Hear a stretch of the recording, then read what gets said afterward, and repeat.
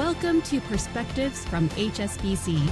Thanks for joining us. And now, on to today's show. Today, we will do a deep dive into ASEAN's success story as a growing global political and economic power. We are delighted to be joined by Mr. George Yeo, former Singapore Foreign Minister and currently a visiting scholar at the Lee Kuan Yew School of Public Policy in the National University of Singapore. Welcome, George, to the Global Investment Summit, and thank you for joining this podcast. Thank you. Thank you for having me, Che Ning. Before we start, I'd like to set the scene for our discussion. Established in 1967 with 5 members, ASEAN has grown to 10 member states. ASEAN is currently the 5th largest economy in the world, with a GDP of almost $4 trillion, and is well on track to becoming the 4th largest in the world in 2030. ASEAN is also the 3rd most populated entity in the world after India and China, with around 700 million people. Without further ado, let me kickstart my first question for you, George. Can you explain to us why ASEAN has been such a success? And what are the critical ingredients for the countries in the region to work together?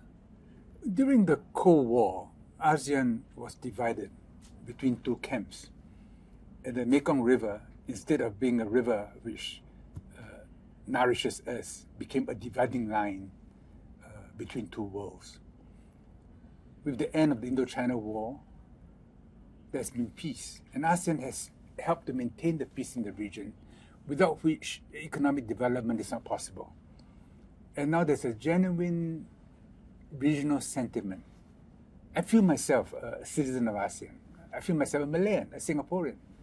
And this is where the monsoons blow over, this is where we eat durians, where the food is always delicious, where we welcome people from all corners of the world. And with geopolitical competition intensifying, ASEAN as a neutral platform, friendly to everybody, will play an important role in furnishing a platform where everyone can meet on the basis of equality and cooperation. This has been ASEAN's contribution to a much larger region. And internally, we're becoming better connected. Good progress has been made. There's a few patches which have not done well, like Myanmar. But on the whole, if you visit Brunei or Laos or Vietnam or Indonesia, even in the 3rd-tier cities, you see significant improvement. And there's every hope that if we can maintain another generation of peace, that many of us in the region can pole vault into the first world. How do you see the role of ASEAN in this increasingly multipolar world?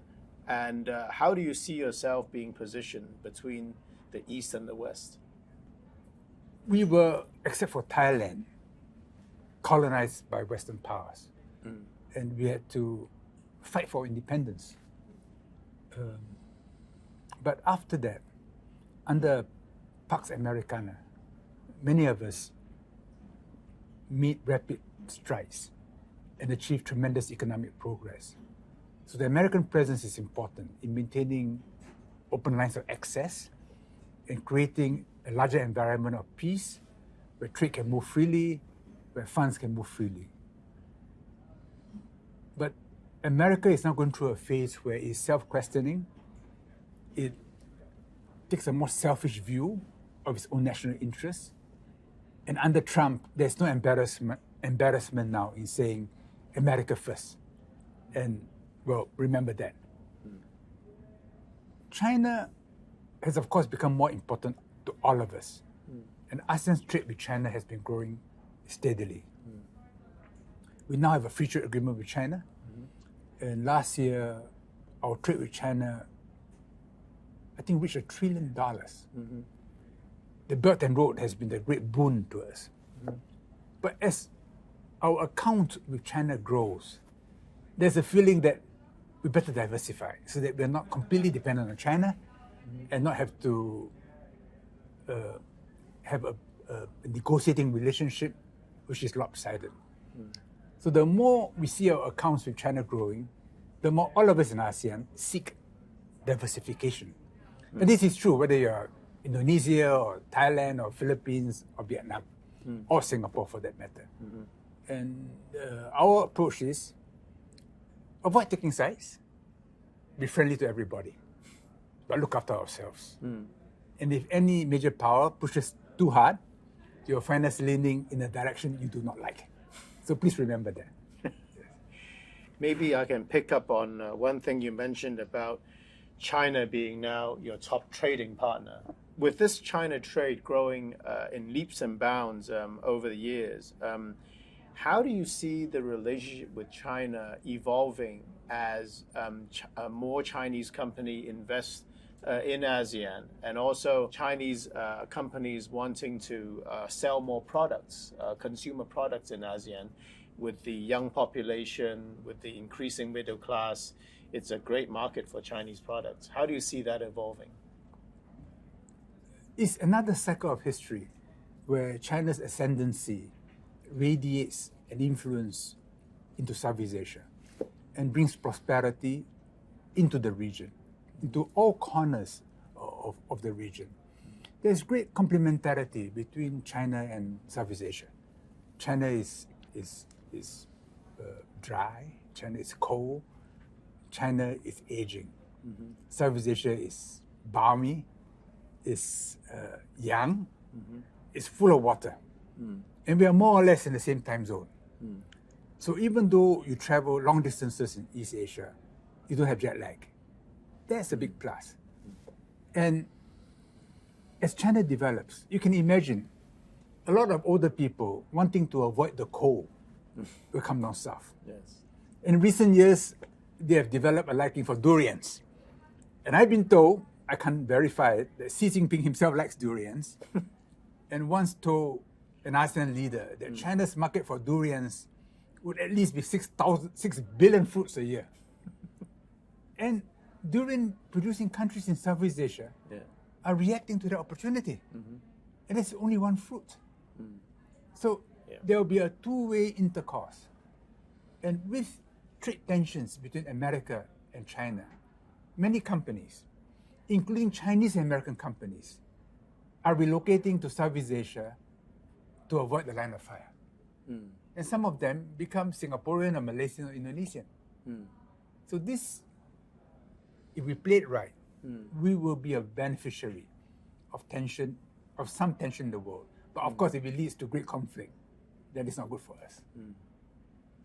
I've heard you talk in the past about how ASEAN and China understands each other through a long history of neighboring countries, and the fact that there's obviously big ethnic Chinese communities in Southeast Asia. How does that help the interaction between ASEAN and China? And how do you contrast that with, say, a more Western perception of China in terms of being able to understand the culture and the driving forces? The role of the Chinese communities in Southeast Asia is a very interesting one. During the colonial period, they were intermediaries between the metropolitan powers and the local communities. They were compradors, they were traders, they were shopkeepers. Now the China trade is flowing in the opposite direction.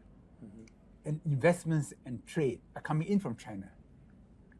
And curiously, the same local communities, ethnic Chinese, are intermediating between Chinese investors and traders and local communities.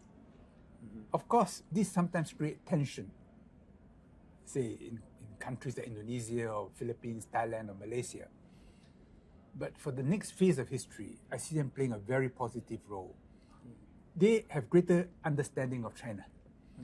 And if you have greater cultural understanding, you're better able to assess risks. Therefore, the cost of capital goes down. And this facilitates trade and increases profitability and the viability of many projects. This is the role the overseas Chinese, the ethnic Chinese overseas are playing in Southeast Asia, including Singapore. maybe we can switch gears a little bit and talk about ASEAN relationship with the U.S. and obviously ASEAN, as you say, has positioned itself very well between China and the U.S. But with the new administration in the U.S., there's more focus on balance of trade, more focus on ensuring that intellectual property and technology is kept safe within sort of with a national interest lens. How do you see the ASEAN relationship with the U.S. in a new era developing, especially because of the increasing focus on balance of trade, that ASEAN collectively runs a trade surplus with the U.S.? Well, all of us worry about Trump because he is dramatic in the way he negotiates. But in the end, he wants a deal. He's pro-business. If he screams at you, it's because he wants something from you. And if he gets at something, you become friends again. Because Trump's core is, in fact, well developed from a young age. He's against war. He's pro-business. He's not ideological, which is okay with us because we ourselves are diverse. We believe in mutual non-interference. And you talked earlier about the 70 years of Bandung, which is really peaceful coexistence, but mutual cooperation on the basis of equality and respect. And if America, if others show that to us, you find us reciprocating. But the balance that we achieve is a dynamic one. It's not static. If you are static, you will topple over. It has to be a Tai Chi balance, you know. You've got to respond to shifting forces and always adjust your center of gravity so that you can be in a good position and flexible. With Trump, we've got to adjust position because he's different from Biden. And after Trump, we'll have to adjust again. China is more steady. But America, we must expect from administration to administration changes. But this is part of Southeast Asia. Every 6 months, the monsoons change direction. That's a great observation because one of the phrases that I hear being talked about with Southeast Asian diplomacy is this notion of bamboo diplomacy, which is about being adaptable, being flexible, but yet maintaining good balance so that you're able to respond quickly to shifting forces. Oh, absolutely. I mean, we don't have typhoons in Southeast Asia except in the Philippines. But under storm force wind, the bamboo will still be there. Bend but not yield. It may bend, but it will not break. Yes. It will not be uprooted. Yes. That is what we should try to achieve in Southeast Asia. But it's done with effort. It doesn't happen automatically. It's held by instinct. There's a deep instinct in Southeast Asia because historically, to quote Professor Wang Kengwu, we are where mandalas overlap. So in every country of Southeast Asia, the mandalas of China, of India, of the Middle East, of the West overlap. So there's an instinct to adapt to the foreigner whom we meet. It's an Australian today. It's a Japanese tomorrow. It's an American the next day. It's an Italian the day after. You have to make small adjustments all the time in order to establish a relationship, trust, friendship, and do business. What are your observations in terms of Chinese soft power and this, and how you see AI and Chinese technology affecting ASEAN's economic outlook and the strategy? Well, Chinese soft power is different from American soft power, the way Joseph Nye described it. There was a time when America was light on the hill, and we are attracted to that light. And many of us wanted to be American, to go there, to live there, to excel there, to take up green cards, even citizenship. And in that America, you're welcome. you take your oath of loyalty to the Constitution, to the flag, you're American. You can vote. You can take part in politics. China is not like that. China is, I think, 93% Han Chinese. Is unusually homogeneous for a population 4 times that of the US. And this homogeneity of China is not accidental. It's not the result of policies. It's an instinct maintained by culture, transmitted from mother to child through mother's milk, and then elaborated in rituals, in institutional arrangements. So China is not a missionary power. China does not want you to become Chinese. It wants you to respect China. It wants you to know that it's a high culture, but it doesn't seek from you conversion. There's a big difference. So the Chinese will put on a lion dance, they will demonstrate Tai Chi to you, but it's okay, you don't have to be Chinese. We just want to be friends. In the case of America, they want to convert you because they think it's good for you. So they're 2 very different civilizations. And when we talk about soft power, we must make that distinction. Yes. But DeepSeek is different. DeepSeek, I think, was a master stroke because they could have made it proprietary, like OpenAI. But they decided, probably with Beijing's encouragement, make it open source, make it available to everybody, including Singaporeans, so that we can all grow from there. It has greatly destroyed monopoly power in the US, and much value has been destroyed. But the result is a fertilization of a wide area. Now we don't all have to build our large language models. Upon these large language models, we can now build our small language models for specialized areas like HSBC and develop an advantage there. This is amazing. And I think it will transform China and the world. And it's a much better model than what is currently being developed in the US. So by this move, I think China has kind of shocked the US and the world. But it's still early days. AI will change our lives upside down. There will be positive and negative side effects. This is just the beginning. What are the things that you worry about that could derail the growth and the success of ASEAN going forward? But I'm not sure about how useful it is to amalgamate ASEAN's accounts into one entity, because we're not like the EU. We don't have a common budget. We don't common currency. Don't have a common currency. We don't allocate funds to one another. We are a collection of countries which share a common fear of the kind of world we're entering, and therefore huddle together. In order to play our role in a larger region, we ourselves must have a feeling for one another, be connected, and be mutually interdependent.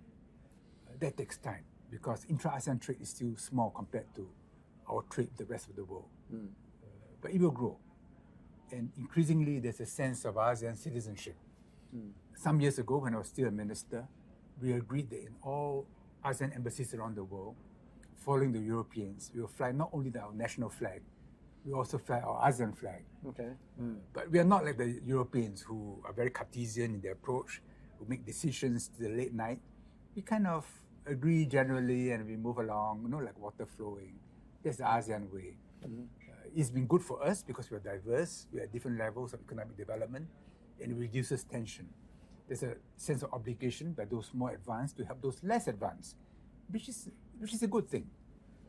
Our concerns now are with Myanmar because the country is close to civil war.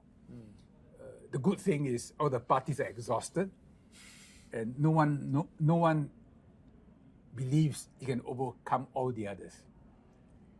And even though they fight each other, they don't want the country to break up.